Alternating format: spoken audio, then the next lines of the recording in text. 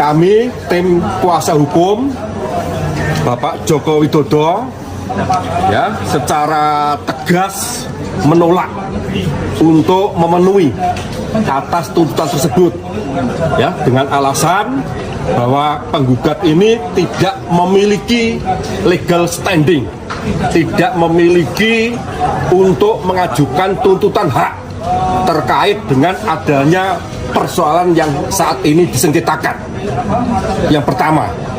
Kemudian yang kedua, ya, perlu kami sampaikan bahwa setiap orang itu berhak atas perlindungan diri pribadi, keluarga, kehormatan, martabat dan harta benda yang di bawah kekuasaannya, serta berhak atas rasa aman dan perlindungan dari ancaman ketakutan untuk berbuat atau tidak berbuat sesuatu yang merupakan hak asasi. Ya. Selain itu di dalam Universal Declaration of Human Rights itu sendiri juga dinyatakan bahwa tidak seorang pun boleh diganggu urusan pribadi. Yang pertama adalah waktu saya melihat Jokowi di BAP di Polda, pengacaranya duduk di belakangnya, itu sangat menyedihkan. Pengacara duduk di belakang punggung daripada yang diperiksa.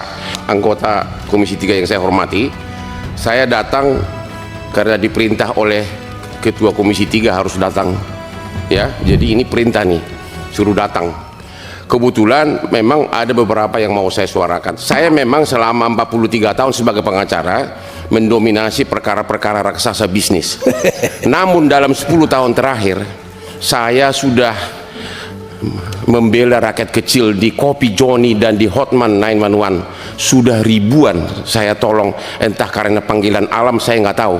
Saya tidak mencari popularitas karena memang saya sudah populer. Yang pertama adalah waktu saya melihat Jokowi di BAP di Polda, pengacaranya duduk di belakangnya, itu sangat menyedihkan. Pengacara duduk di belakang punggung daripada yang diperiksa. Terima kasih kepada Komisi 3 yang telah memberikan hak kepada tersangka ataupun terlapor ataupun saksi untuk didampingi oleh pengacara selama proses pemeriksaan baik penyelidikan maupun penyidikan. Mudah-mudahan itu tidak berubah. Nggak berubah kan Pak? Kalau perintah Pak Hotman nggak berubah, nggak kita rubah. Ya kalau bisa diperinci lebih lanjut, karena memang itu sangat menyedihkan. Selama ini kita antar klien ke KPK, kita disuruh diduduk kayak patung di bawah. Pak Jokowi diperiksa, pengacaranya duduk di belakang. Itu sangat tidak ada harga diri pengacara.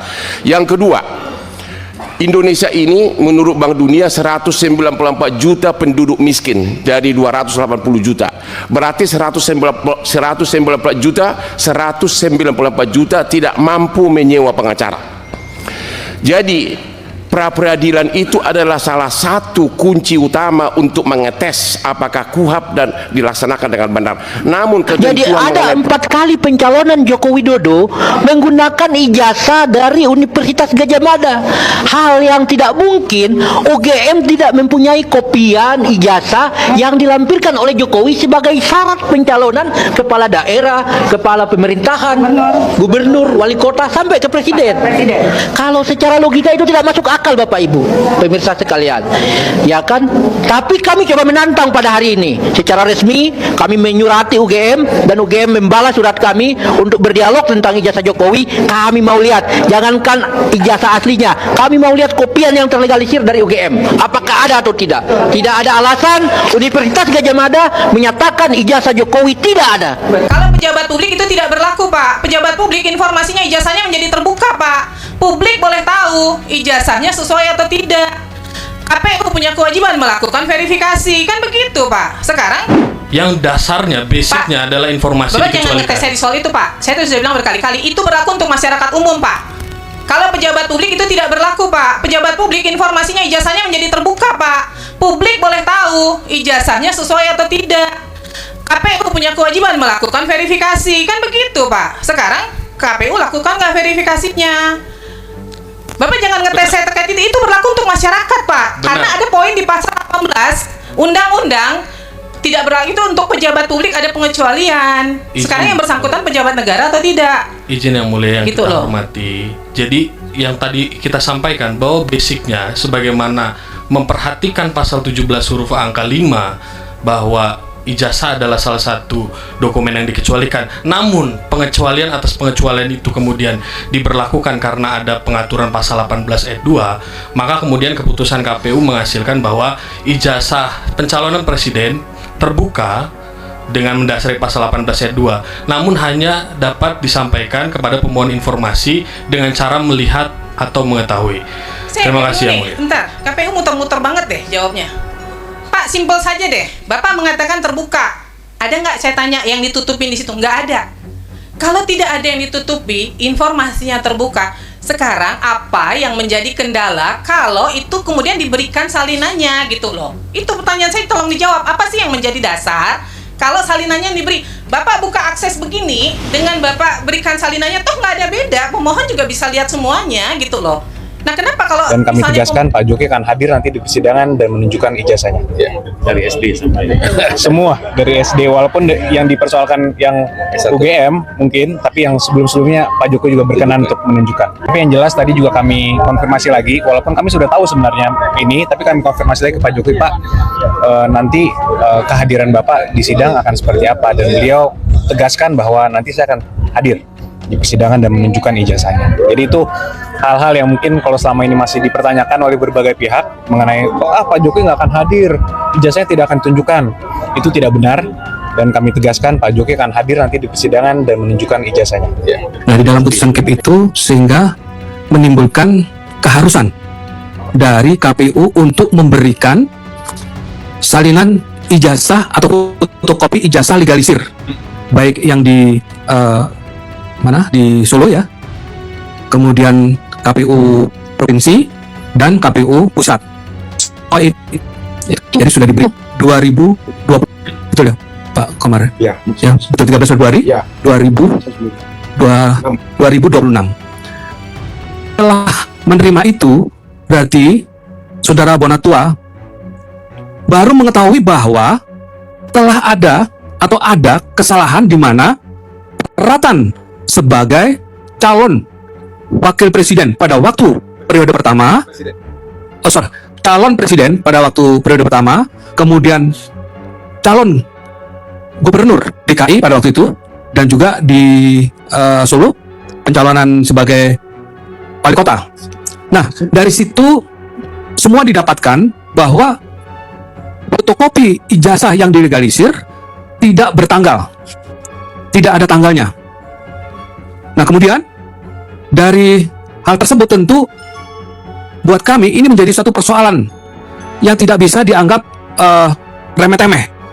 Soal tanggal nggak bisa, karena di dalam ketentuan di pasal di Kementerian Pendidikan Nasional ya, Pasal 5. di pasal 5 Undang-Undang nomor 9 tahun 2008 ya, tahun 2008 itu mengharuskan adanya legalisir itu harus ada tanggal.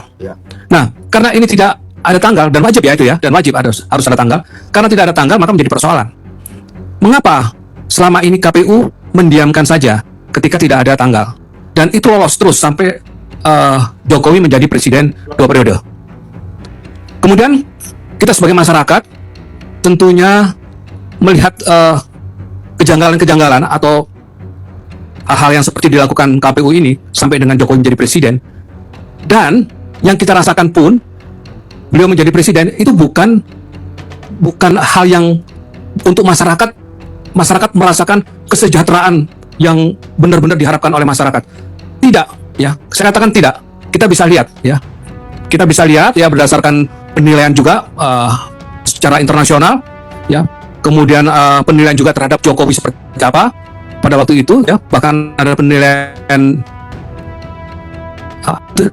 saya lupa itu yang soal korupsi itu, posisi RP. Nah, dari situ kita sudah dapat kesimpulan bahwa 2 periode Jokowi ini benar-benar merusak tatanan sosial, hukum, dan ekonomi. Jadi dari hal tersebutlah Bonatua menyadari bahwa ini yang dirugikan bukan hanya 1-2 orang, tapi seluruh masyarakat Indonesia, masyarakat termasuk kami tentunya, dan Bonatua mencoba untuk mengajukan gugatan. Kalau melihat dari tanggal yang diberikan oleh KPU, yang diterima oleh Bonatua pada tanggal 13 Februari, kemudian mengajukan gugatan ke TUN ya, ke Pengadilan Tata Usaha Negara pada tanggal berapa, Pak Komar? Pada Gugatannya? Gugatannya itu tanggal 12. Saya Ya, tapi menurut perhitungan bahwa ini belum 90 hari. Ya, belum 90 hari. Ya, jadi kalau kita melihat dari, supaya nggak salah saya jadi saya bacakan ya. Tanggal berapa? Tanggal 4 Mei. Ya. Tanggal 4 Mei gugatan diajukan oleh Pak Kamarudin sebagai lawyernya Bonatua.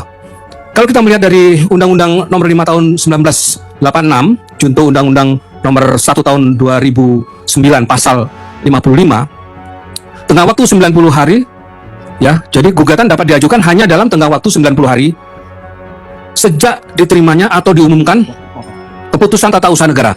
Nah, kami baru tahu ya, bahwa ijazah Jokowi ini legalisirnya tidak bertanggal itu setelah ada keputusan KIP dan kami terima pada tanggal 13 Februari 2026.